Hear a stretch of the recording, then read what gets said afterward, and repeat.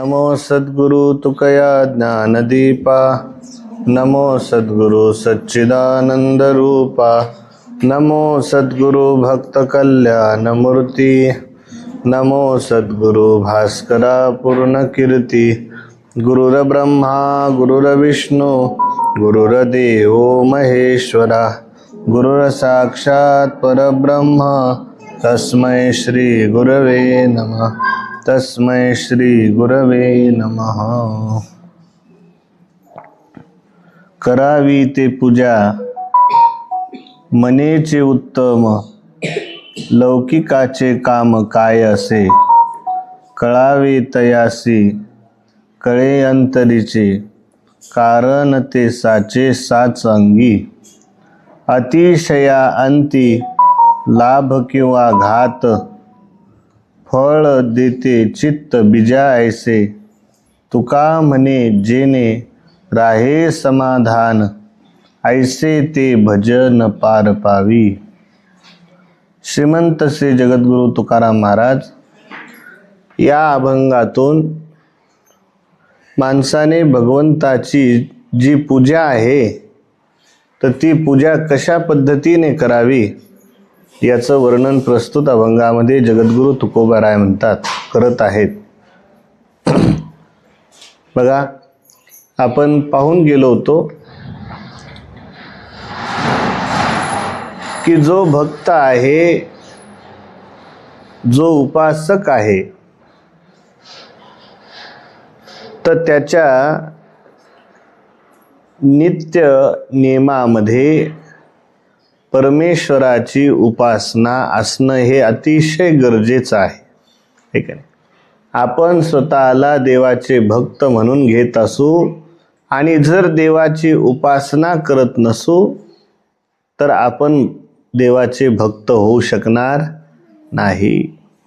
मग देवाचे भक्त जर व्हायचं असेल तर उपासना केली पाहिजे। आणि मग उपासना काय करते तर शास्त्र सांगते, उपासना नाम तू चित्तैकाग्र्यम। उपासना केल्याने चित्ताची एकाग्रता त्या ठिकाणी प्राप्त होते।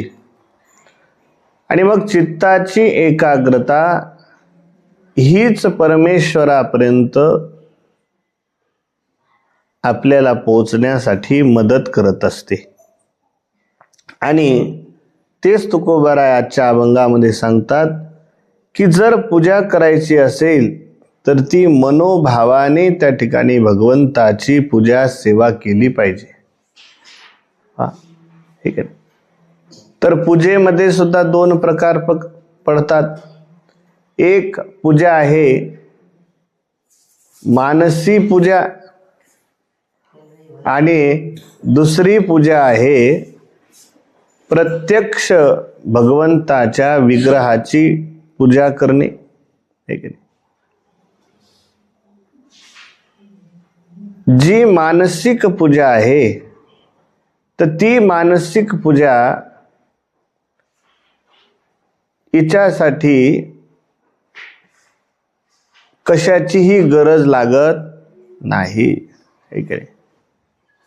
कारण आपण जी दैनंदिन भगवंताची सेवा करतो, विग्रहाची पूजा करतो, तर विग्रहाची पूजा करत असताना आपल्याला जसं स्नान करण्यासाठी गरम पाणी लागते, हे की नाही। आता थंडीचे दिवस आहेत तर थंडीच्या दिवसामध्ये गरम पाण्यानं तुम्ही आंघोळ करता की नाही। मग जसं आपल्याला गरम पाणी लागते तसा भाव हा अंतःकरणामध्ये असला पाहिजे की देवाला सुद्धा थंडी वाजते, है की नाही। आणि मग प्रत्येक क्रिया भगवंताला स्नानापासून स्नान घालणे, स्नान झाल्यानंतर भगवंताला अत्तर लावणे, अत्तर लावल्यानंतर वस्त्र परिधान करणे, वस्त्र झाल्यानंतर पुष्पमाला असतील पुष्पमाला परिधान करणे, मोते हिरे माणिक मोत्याच्या ज्या काही माळा असतील, तुलसी माला असेल, ह्या देवाला अर्पण करणे, वेगवेगळ्या गोष्टी पुन्हा नैवेद्य अर्पण करणे, तर ह्या सर्व गोष्टी आपल्या विग्रहाच्या पूजेमध्ये म्हणजे भगवंताच्या नित्य नियमाच्या पूजेमध्ये आपण करत असतो. आणि ती पूजा करत असताना त्याच्यामध्ये दोषयुक्त ती नसली पाहिजे, हे का नाही. बघा, काही काही लोक पूजेचा तांब्या घेऊन जातात का नाही. आपण देवाला, महादेव असेल किंवा कोणत्याही देवाला पूजेला तांब्या घेऊन जातो, तर आपण तांब्या पूजेला नेत असताना तो जर तांब्या असा पकडून नेला, काय तांब्या जर असा पकडून नेला तर ते नुसतं असा धरण्यामध्ये, आणि ते जर पाणी तुम्ही देवाला जल अर्पण केलं तर ते जल अशुद्ध मानल्या जातं. म्हणून देवपूजेला जर पाणी न्यायचं असेल तर तांब्या धरत असताना तो असा खालून धरला पाहिजे, हातावरती ठेवावा आणि मग ते जल न्यावं. नंतर काही काही लोकांना सवय असते, काही असा धरतात त्याचा गळा, है का नाही, आणि गळा धरला की मग त्याच्यात एक बोट बुडवतात, है का नाही. असं बोट बुडून, तर बोट जरी त्या पाण्यामध्ये बुडलं तरी सुद्धा ते दूषण मानलं जातं, दोषयुक्त ते होतं, है का नाही. म्हणजे शास्त्र एवढं सूक्ष्म आहे. अजून बाकी भरपूर गोष्टी आहेत, है का नाही. परंतु जी मानसिक पूजा आहे, तर मानसिक पूजेसाठी याच्यातली एकही वस्तू लागत नाही. मग म्हटले मानसिक पूजा करायची असेल तर काय केलं पाहिजे, की दिवसभरामध्ये केव्हा तुम्हाला जेव्हा कधी वेळ असेल, 2 मिनिटं करा, 5 मिनिटं करा, 10 मिनिटं करा, 1 घंटा करा, है की नाही. पक्के डोळे बंद करायचे आहेत आणि डोळे बंद केल्यानंतर भगवंताचा विग्रह हा डोळ्याच्या समोर उभा राहिला पाहिजे. आपले डोळे बंद झाले की देव आपल्या डोळ्यासमोर येतो का? नाही. खरं बोलली बाई, नाही का नाही. देव डोळ्यासमोर येत नाही. मग सुरुवातीला काही देव आपल्या डोळ्यासमोर येईल का प्रत्यक्ष? नाही. मग अगोदर भगवंताचं एखादं चित्र त्या ठिकाणी आपल्या डोळ्याच्या समोर ठेवायचं. मग ते चित्र त्या ठिकाणी समोर पाहून मग देवाचं ते रूप डोळ्याच्या समोर आणून मग मनोमन भगवंताची सेवा आपण केली पाहिजे. बघा, दृष्टांतही आपण पाहून गेलो होतो. तर मनोमन सेवा की भगवंतासाठी उच्च सिंहासन तयार करणे, त्याच्यावर भगवंताला स्थापन करणे, नंतर दररोज नित्यनेमाने पंचामृताच्या द्वारे भगवंताची नित्य षोडशोपचार पूजा करणे, नैवेद्य दाखवणे, आणि या सर्व गोष्टी कशा आहेत? मनोमन करायच्या आहेत. आणि हे करत असताना चित्त हे परमेश्वराच्या ठिकाणी, परमेश्वराच्या रूपाच्या ठिकाणी स्थिर होत गेलं पाहिजे. आणि जर आपण मानसिक पूजा करण्याचा प्रयत्न करत असू आणि जर आपल्या डोळ्याच्या समोर डोळे बंद केल्यानंतर जर भगवंताचा विग्रह जर आपल्या डोळ्यासमोर येत नसेल तर समजायचं की अजून आपलं तेवढं पुण्य उदयाला आलेलं नाही. मग तेवढं पुण्य जर आपलं उदयाला आलं नसेल तर मग त्याच्यासाठी प्रत्यक्ष ज्या ठिकाणी भगवंताचा विग्रह असेल त्या विग्रहाची सेवा आपण केली पाहिजे, है की नाही. बघा, याच्यासाठी एक सुंदर अतिशय दृष्टांत आहे की आपण बाबांच्या मुखातून जवळपास 3-4 वर्षपर्यंत भक्तमाल कथा ऐकली, है की नाही. की ज्या भक्तमाल कथेमध्ये अनेक थोर संत महात्म्यांचे चरित्र आपण ऐकले. तर ज्यांनी हा भक्तमाल ग्रंथ लिहिला तर असे नाभाजी असं सांगतात की नाभाजी हे जन्मताच अंध होते. कसे होते? दोन्ही डोळ्याने अंध होते आणि अंध असताना परिस्थिती अशी झाली की यांचे आई वडील दुष्काळामध्ये शांत झाले आणि दुष्काळामध्ये वारल्यानंतर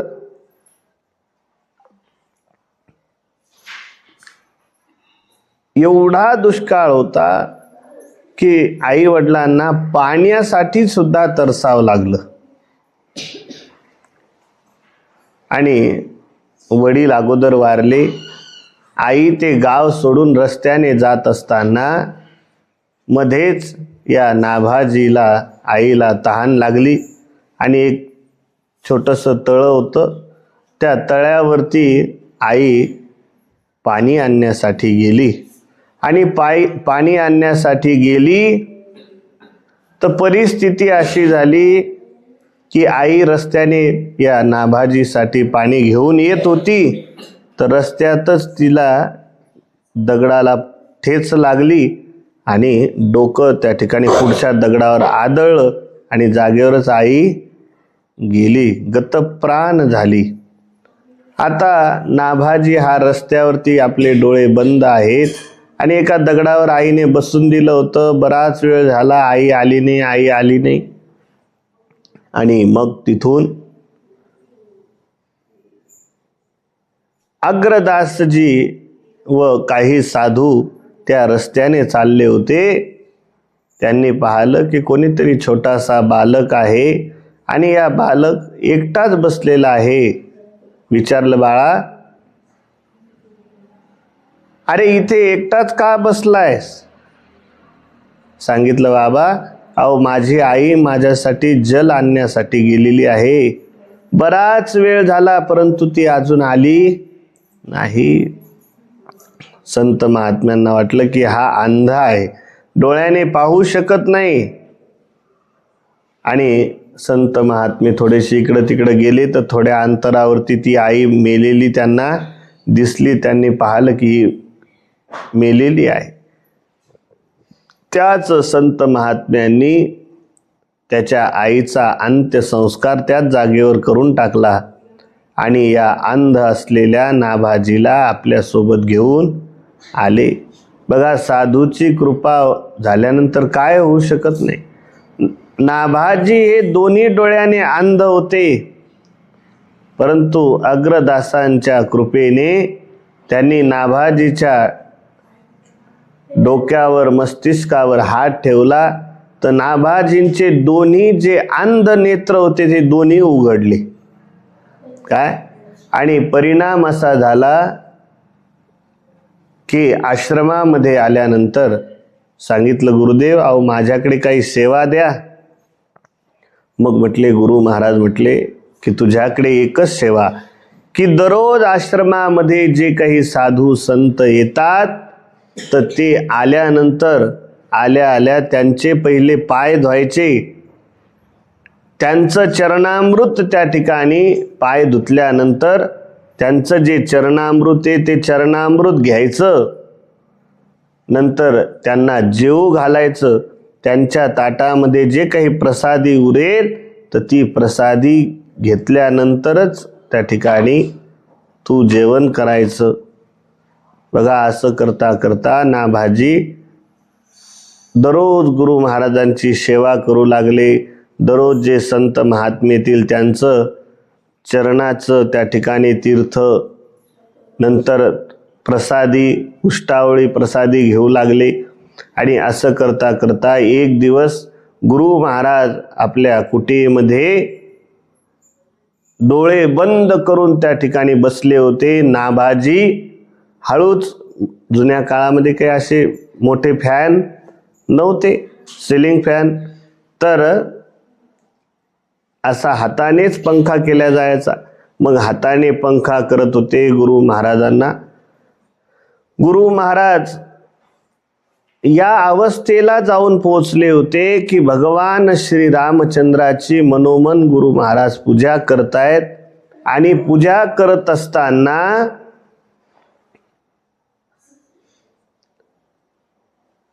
परिस्थिती अशी झाली की आता भगवंताची सर्व पूजा झाली, आता भगवंताच्या गळ्यामध्ये माळ टाकायची, तर पुष्पमाला टाकायची. तर तेवढ्यात एक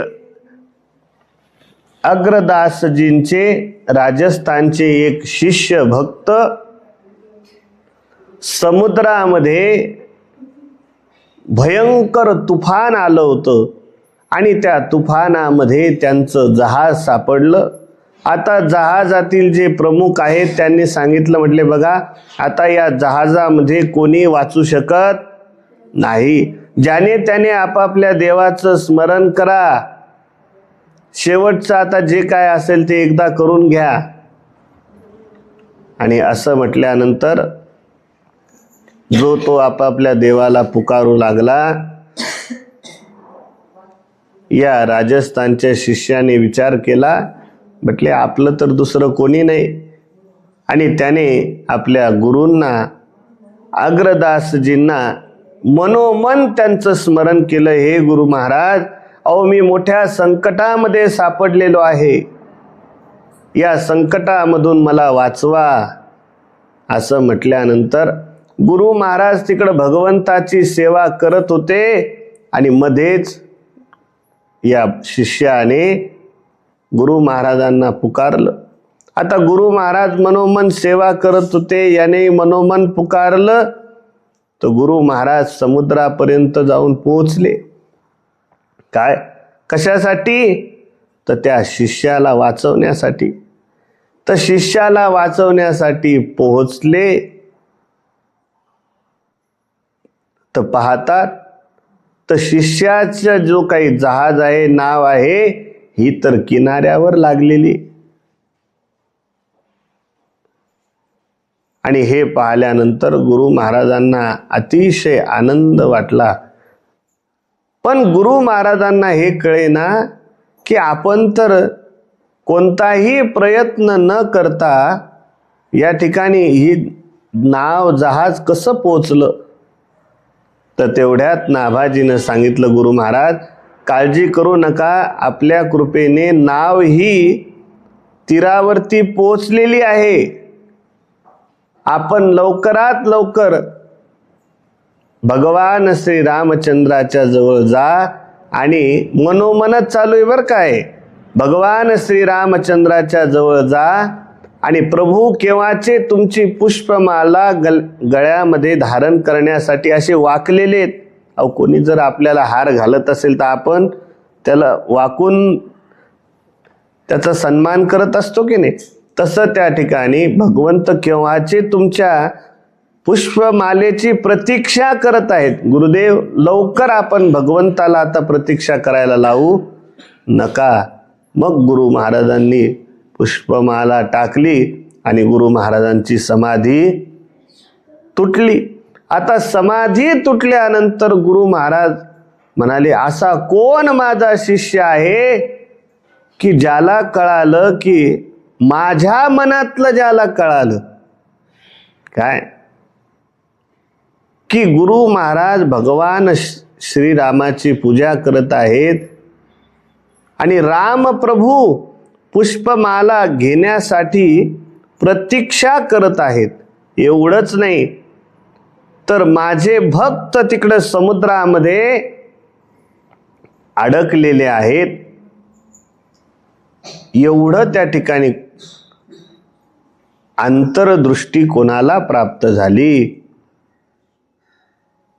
तर त्यावेळेस नाभाजीने असं अहंकाराने नाही सांगितलं की महाराज अहो त्या ठिकाणी मीच तो शिष्य आहे म्हणून. नाभाजीनं हात जोडले, म्हटले गुरु महाराज हे फक्त आपल्या कृपेची महिमा आहे. ज्यावेळेस आपण मानसी पूजेमध्ये मग्न होते, तर ज्यावेळेस मी असा पंखा करत होतो तुम्हाला, तर पंखा करता करता अचानक त्या शिष्याने तुम्हाला पुकारलं आणि तुमच्या मानसी पूजेमध्ये विघ्न निर्माण होऊ नये म्हणून तुमच्या कृपेने या पंख्याच्या द्वारे मी ते समुद्रातलं जे काही तुफान होतं त्या तुफानाची दिशा बदलून टाकली आणि तुमच्या कृपेनेच ती नाव तीरावरती लागली. काय सांगायचं तात्पर्य एवढंच आहे की साधूची उष्टावळी ग्रहण केली, साधूचं चरण तीर्थ त्या ठिकाणी घेतलं तर एवढा परिणाम झाला की गुरुला शिष्याच्या अंतकरणातलं कळत असतं, परंतु श्री गुरुच्या कृपेमुळे श्री गुरुच्या अंतकरणातलं नाभाजींना कळू लागलं. आणि म्हणून नाभाजींना अग्रदासांनी सांगितलं, म्हटले नाभाजी की आजपासून तुम्ही भगवंताचे प्रिय असणारे जे संत आहेत तर अशा संतांचा महिमा लिखाण करा. आणि म्हणून भक्तमाल नावाचा ग्रंथ तयार झाला. म्हणजे सांगायचं तात्पर्य एवढं आहे की तुकोबाराय म्हणतात करावी ते पूजा मनेची उत्तम, लौकिकाचे काम काय असे. महाराज म्हणतात देवाची पूजा जर करायची असेल ना तर ती मनोभावाने केली पाहिजे, हे की नाही. आणि जर मनोभावाने आपण ती भगवंताची पूजा केली तर लौकिक त्याला गंध पुष्प अक्षता धूप दीप वस्त्र नैवेद्य आदीची त्याला काही गरज भासत नाही. फक्त शुद्ध अंतकरणाने ती असावी, हे का नाही. म्हणून महाराज म्हणतात शुद्ध ज्याचा भाव झाला दुरी नाही देव त्याला. अंतकरणातील भाव हा शुद्ध असावा लागतो. जर भाव शुद्ध असेल तर निश्चित परमात्म्याची प्राप्ती होते. आणि तेच तुकोबराय म्हणतात की कळावे तयासी कळे अंतरीचे कारण ते साचे साचांगी. तुकोबराय म्हणतात की बाह्य उपचारा वाचून केलेली जी काही भगवंताची पूजा आहे तर ती पूजा लोकांना जरी कळत नसली तरी ज्याला ती कळायची आहे म्हणजे देवाला ती मात्र नक्की कळत असते. आणि म्हणून तुकोबाराय म्हणतात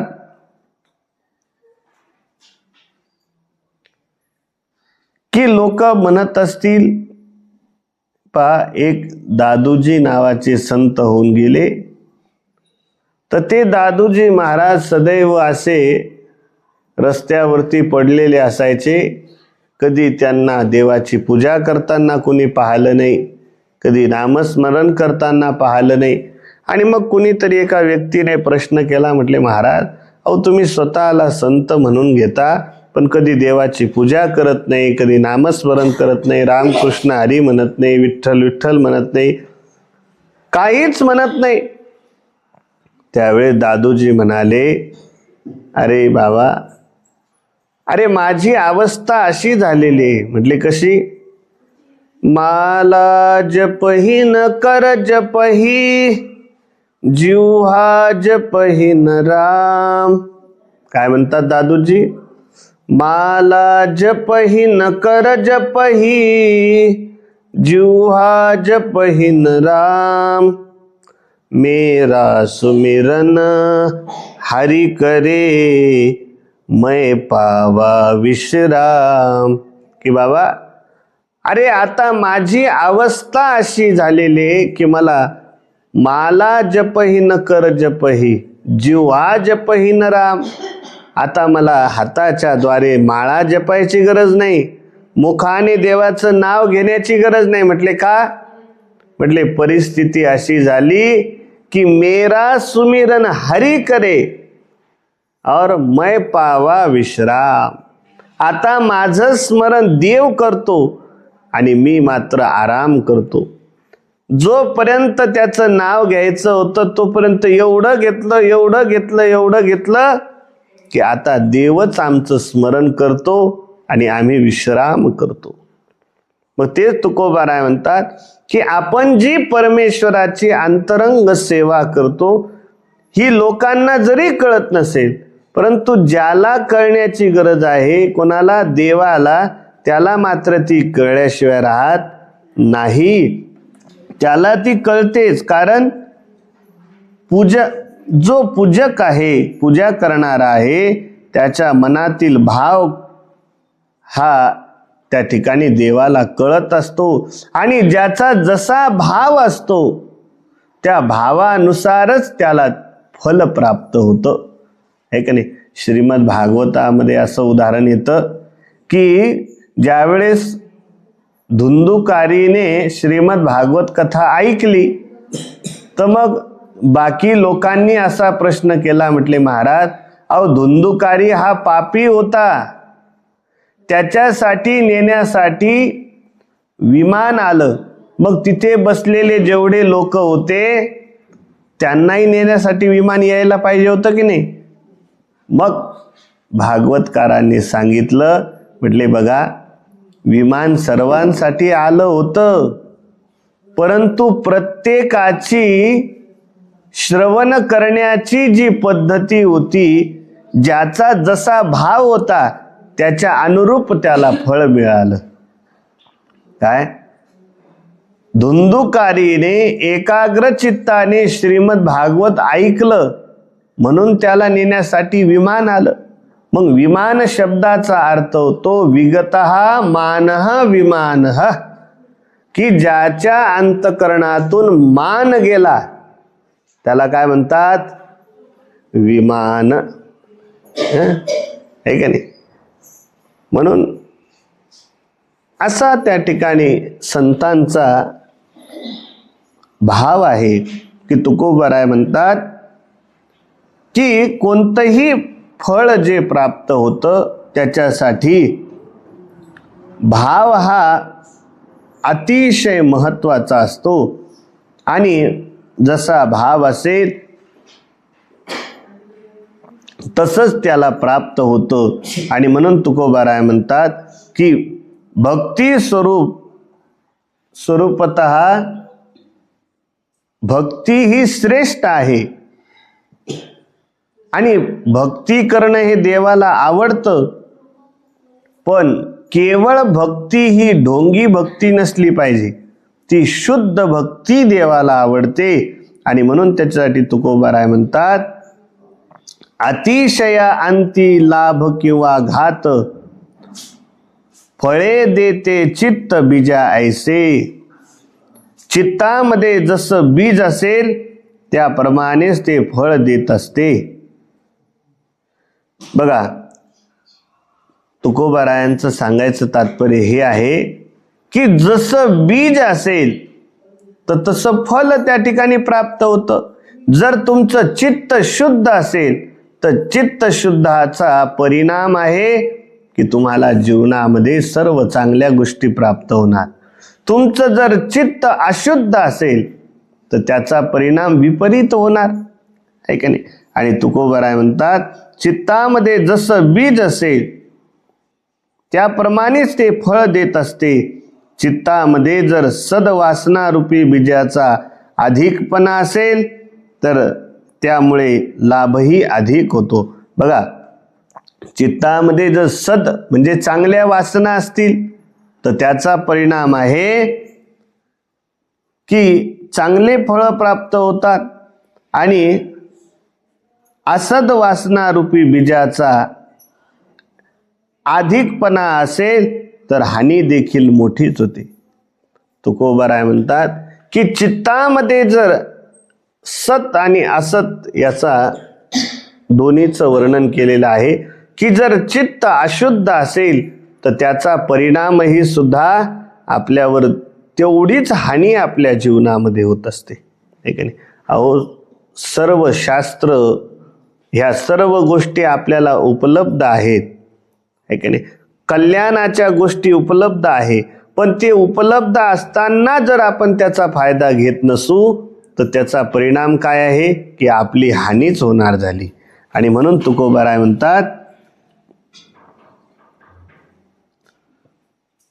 तुका म्हणे जेने राहे समाधान, ऐसे ते भजन पार पावी. तुकोबाराय म्हणतात, ज्या भजनाने देवाला व आपल्याला समाधान होईल असे भजन या भवसागराच्या पैल तीराला पोचवीत असते. म्हणजेच तुकोबारायांना हे सांगायचे की भजनानेच आपल्याला समाधान प्राप्त होतं. आणि भजन म्हणजे देवाची सेवा. भज सेवा हा धातूपासून त्या ठिकाणी भज सेवा या शास्त्रामध्ये याचं वर्णन विस्ताराने केलं जातं की देवाची जी भक्ती केली जाते तर ती भक्ती, ते भजन म्हणजेच तुकोबाराय म्हणतात की भवसागराच्या या भवसागरातून पैल तीराला नेण्यासाठी कारणीभूत आहे. म्हणून महाराज म्हणतात, तो हा उतरील पार भवदुस्तर नदीचा. म्हटले का? कारण बहु आहे करुणावंत अनंत हे नामजा. की तो परमात्मा बहु करुणावंत आहे, अनंत ज्याचे नाव आहेत, तोच त्या ठिकाणी आपल्याला त्याच्या नामस्मरणाने या भवसागरातून तारून नेऊ शकतो. बस. पुंडलिक वरदा हरी विठ्ठल श्री ज्ञानदेव तुकाराम गोपाल कृष्ण भगवान की जय. श्री गुरुदेव भगवान की जय. काशी विश्वनाथ भगवान की जय. ओम नमः पार्वती पते. हर हर महादेव.